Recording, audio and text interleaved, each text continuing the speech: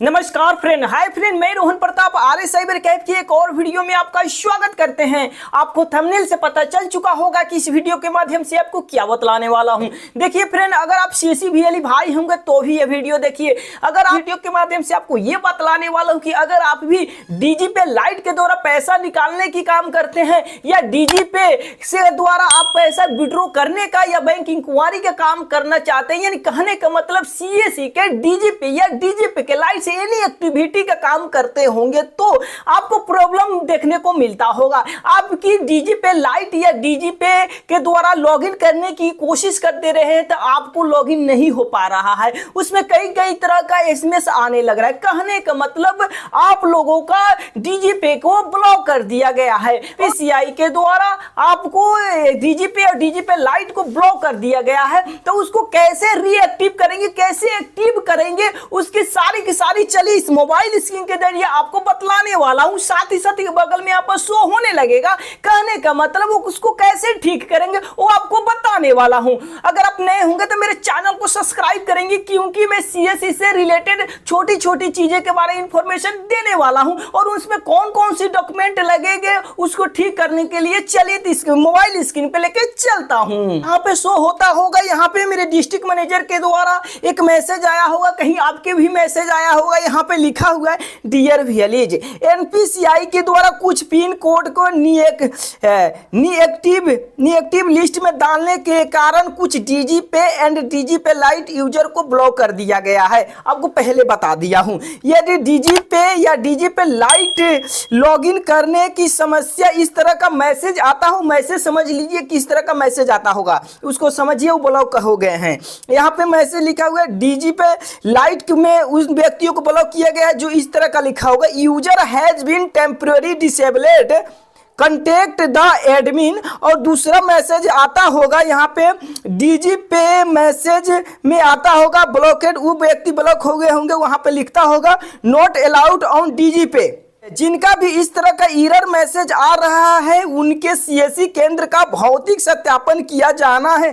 सर्विसों को एक्टिव करने के लिए सत्यापन से पहले निम्नलिखित दस्तावेज को तैयार एवं निम्नलिखित कदमों का पालन करने की आवश्यकता है। कहने का मतलब आपकी सेंटर की वेरिफिकेशन नहीं हुआ होगा, जियो टैग नहीं हुआ होगा, जिसके कारण से आपकी ID को ब्लॉक कर दिया गया है।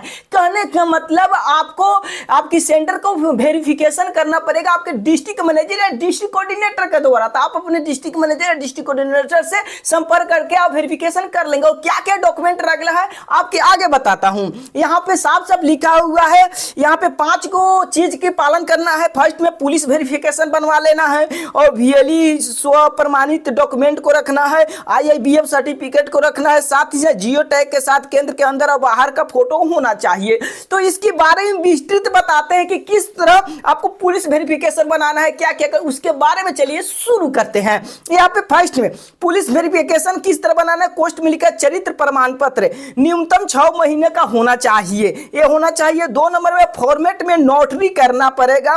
क्या क्या करना है, कम से कम 50 या 100 रुपए का स्टाम्प नोटरीकृत कराने की होंगे। कहने का मतलब जो नोटरी कराएंगे वो वकील से 50 रुपए या 100 रुपए का होना चाहिए स्टाम्प पेपर, ठीक। उसके बाद आपको ये बता दूं VLE का स्व प्रमाणित डॉक्यूमेंट यानी VLE के द्वारा स्व प्रमाणित पहचान पत्र, पैन कार्ड और आधार कार्ड और पते का प्रमाण, बैंक पासबुक या ड्राइविंग लाइसेंस जैसे कि घोषणा प्रमाण पत्र दिया जाना है। कहने का मतलब VLE स्व प्रमाण पत्र के मतलब है कि ID प्रूफ, एड्रेस प्रूफ आपको देना पड़ेगा। उसके बाद 4 नंबर में लिखा हुआ है IIBF सर्टिफिकेट यानी IIBF certificate India institute of banking and finance के द्वारा प्राप्त किया गया सर्टिफिकेट तैयार करके रखना है। अगर नहीं परीक्षा दिए हैं आप डिजिटल सेवा पोर्टल पे जाकर रजिस्ट्रेशन करके परीक्षा दे सकते हो, पास हो जाएंगे। वो अगर आपको रजिस्ट्रेशन करने में प्रॉब्लम है तो उसकी लिंक इस वीडियो को डिस्क्रिप्शन में डाल दूंगा, वहां से क्लिक करके वो वीडियो देखेंगे और आप रजिस्ट्रेशन कर डालोगे।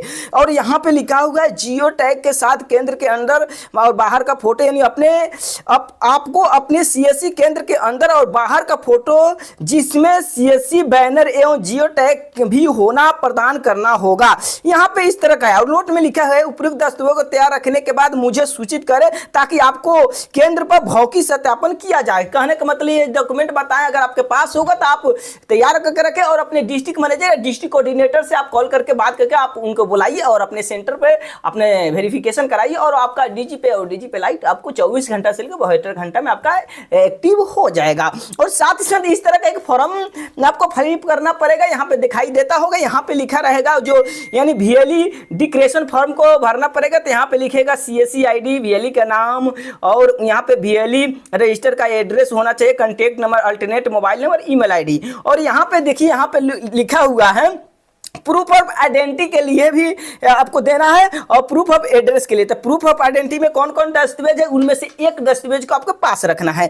जैसे में प्रूफ ऑफ आइडेंटिटी में PAN card, Aadhaar card, passport, driving licence, voter ID card, bank के पासबुक या राशन कार्ड, इनमें से किसी एक को रखना है, राइट। और उसको प्रूफ ऑफ एड्रेस में आपको बहुत सारे डॉक्यूमेंट है, उनमें से आपको एक रखना है। क्या क्या? ड्राइविंग लाइसेंस या पासपोर्ट या इलेक्ट्रिक बिल या टेलीविजन बिल या टेलीफोन बिल या वोटर ID या बैंक पासबुक या स्टेटमेंट बैंक का या राशन कार्ड होगा तो भी आपको काम चल जाएगा। उसके बाद सिग्नेचर वगैरह करेंगे, उनको दे देंगे, आप आपकी सेंटर का वेरिफिकेशन कर लेंगे तो आपकी बंद नहीं होगी। आशा करता हूं इस वीडियो में CSE से रिलेटेड आपको अच्छा इन्फॉर्मेशन दिया हूं, तो लाइक कमेंट एंड शेयर जरूर कीजिएगा। अगर आप नए होंगे तो मेरे चैनल को सब्सक्राइब करके जरूर कीजिएगा। मिलते हैं नेक्स्ट वीडियो नेक्स्ट टॉपिक में। जय हिंद, जय बिहार।